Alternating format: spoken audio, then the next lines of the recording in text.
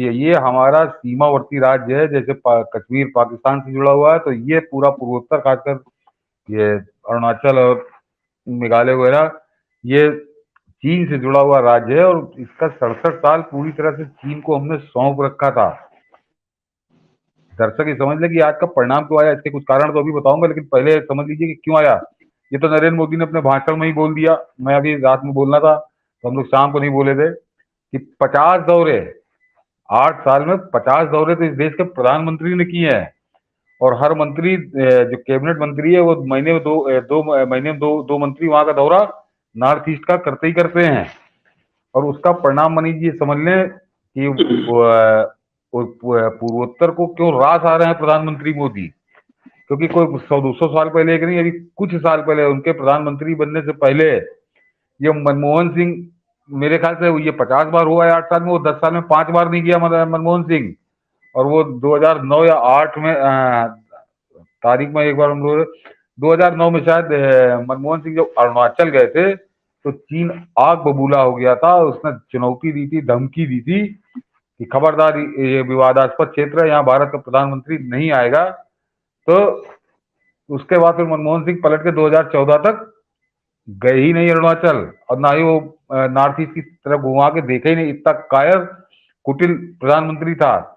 और यही कुकर्म जो है चीन ने भी किया था 2015 में, जब पहली बार अरुणाचल गए थे प्रधानमंत्री मोदी, तो तब भी उसने ये सब नाटक किया था चीन ने। लेकिन जैसे चीन ने नाटक किया, उसके बाद नरेंद्र मोदी 3 बार और गए, तड़ापड़, मतलब कुछ महीनों के अंतराल पे। और अरुणाचल सहित 50 दौरे वो कर चुके हैं। तो वहां की जनता को लग रहा है कि एक प्रधानमंत्री आया जो हमारी सुध लेता है, और खाली सुध आने जाने से नहीं लेता। एक तो बनी चीज अभी बताता हूँ, आर्थिक क्या जनजीवन बदला। लेकिन पहले समझ लें कि जहाँ पे इस देश का रक्षा मंत्री संसद के अंदर कह चुका था कि हम तो नॉर्थ ईस्ट में कोई विकास नहीं करते, सड़क इसलिए नहीं बनाते, रेल इसलिए नहीं बनाते, पुल इसलिए नहीं बनाते कि चीन घुस आएगा। चीन घुस आएगा, और ये इस बहाने से अपने निकम्मेपन पे वो पर्दा डाल देते थे। तो 50-51 हजार करोड़ की तो सड़कें वहां बन चुकी हैं। और टोटल बजट 1,05,000 करोड़ का है मनीष, 1,05,000 करोड़ का। और इसी तरह से करीब 50,000 करोड़ की रेल रेल पटरियां बीच में, रेल पे खर्चा हुआ है जो हो चुका। और उसका बजट करीब करीब 80,000 करोड़ का, 77,000 कुछ है, वो बढ़ ही जाएगा। 80,000 करोड़ का रेल का। एयरपोर्ट का मैंने बताया कि कुल 9 एयरपोर्ट थे, जिसमें त्रिपुरा और असम में थे। इधर ये तो बिल्कुल उपेक्षित था, जो मिजोरम, अरुणाचल, मेघालय, नागालैंड। तो आज की तारीख में 18 एयरपोर्ट हैं।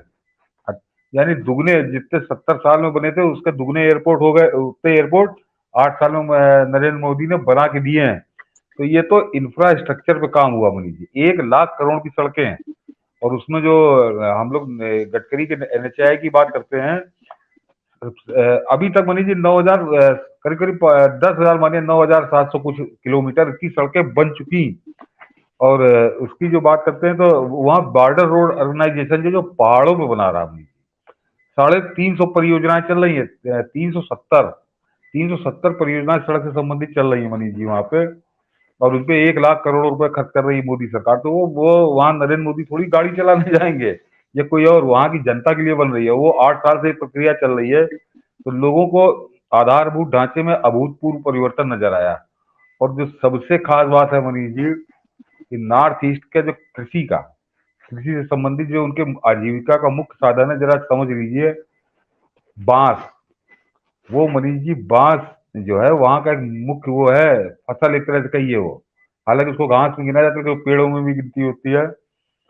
कि हिंदुस्तान में जितना बांस पैदा होता है उसका 67%, टॉपिक। 67% बांस केवल पूर्वोत्तर में होता है।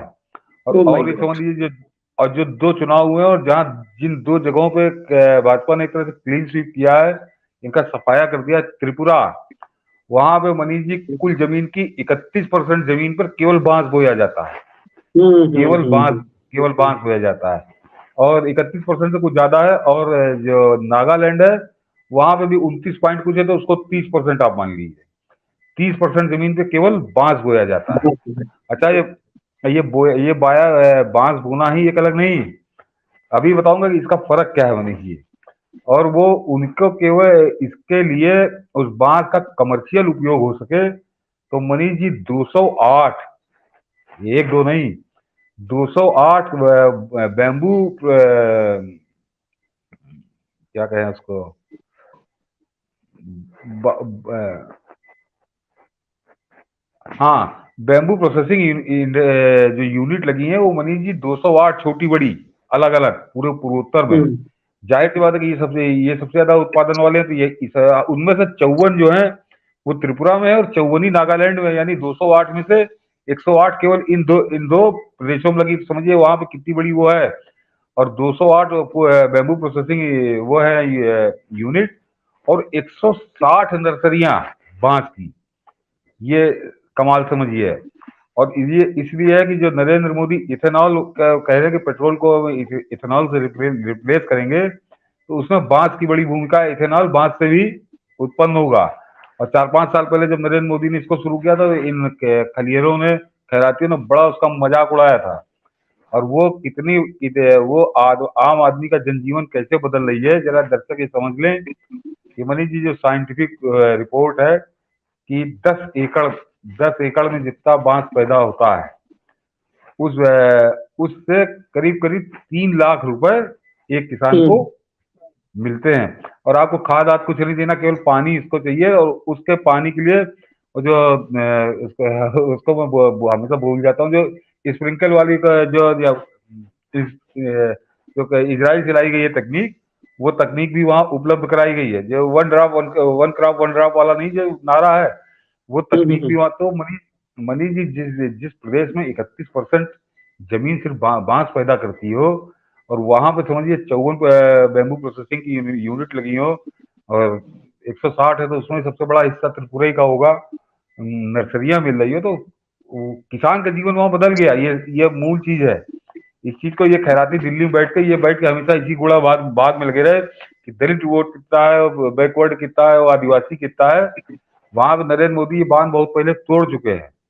वहां पे जो मतदाता है उसको समझ में आता है कि मेरे लिए क्या कर रहा है, ये मुझको रोटी मिल रही कि नहीं मिल रही, इस जात से क्या फर्क पड़ता है। और इसीलिए वो घुमा के थप्पड़ मारा है। और अकेले दम पे समझिए वो अब की भाजपा अकेले दम पे वहां पे आई है बहुमत में, 5 साल शासन करने के बाद। पिछली बार 36 सीटें थी, अब की 32 सीटें, सहयोगी एक है, उसकी एक सीट है, तो वो नगण्य है। उसका कोई महत्व नहीं है। तो 32 सीटें, 4 सीटें कम हो जाना कोई बहुत बड़ी चीज नहीं है। लेकिन उसका वोट परसेंटेज जब आप क्योंकि आपकी गठबंधन नहीं किया था, तो वोट परसेंटेज में 3% का आया। पहले 42 था, अब की 39 है। लेकिन उससे ज्यादा मनीष जी, जो ये वामपंथी हैं, इनकी ऐसी की तैसी हुई है। ये 42%, 44% वोट इनका था, अब की घट के 24 पे आ गए हैं। और इन्होंने वो जो मिथ मैंने कहा ना, गठबंधन वाला 2024 का तोड़ने वाला, कि जो ये अब सबको समझा रहा है कि 24 में सब एक हो जाएगा। अभी आपके अब बिहार में तो बोला था नीतीश कुमार कि अब कांग्रेस जल्दी करे, जल्दी से घोषणा कर दे। तो ये वहाँ कि सब मिलके जो है दाल भात सब एक साथ सान के खाने के जो मूड में है, तो वो मिथ भी टूट गया। क्योंकि त्रिपुरा में कांग्रेस और कम्युनिस्ट के गठबंधन को बड़ा मजबूत माना जा रहा था। ये बड़ा ये है, और ये अब की भाजपा को रोक देगा। तो एकदम कोने में पड़ा मिला है, उसका उसका कोई अस्तित्व नहीं रह गया है। तो ये समझ लीजिए कि मोदी मैजिक गजब का काम दिखा रहा। मैंने आपको बताया ना कि पूर्वोत्तर के जो ये परिणाम आए हैं, उसके पीछे खाली भाषणबाजी नहीं है, ये जमीन पे काम हुआ है। ये जमीन पे काम हुआ है, जिससे लोगों को लग रहा है कि हमारा जीवन बदला है। और यही ये त्रिपुरा को मैं एक केवल छोटा सा उदाहरण मान रहा हूँ। मैंने कहा 3 तो प्रधानमंत्री के उम्मीदवारों की औकात पता चल गई इस चुनाव में। तो वो जहाँ पे भाजपा का ज्यादा प्रभाव नहीं माना जाता, वो बड़े प्रभाव भाजपा के प्रभाव वाले क्षेत्र, वहां पे ये घुसपैठ है। तो जिस समय यूपी और बिहार और राजस्थान मध्य प्रदेश में वो चलेगा, तो आंधी चलेगी, आंधी तूफान चलेगा। आंधी तो आज आ गई, पहली आंधी आ गई। तूफान से पहले की शुरुआत, तूफान आने से पहले आंधी आती है, पेड़ वेड़ हिलने लगते हैं। तो वो आंधी आ गई, पेड़ वेड़ हिल गई। इनके आगे इनकी बड़ी दुर्दशा होने जा रही है 2024 में। क्योंकि ये अभी रुकना नहीं है, अब ये दिन पे दिन बढ़ते जाना है।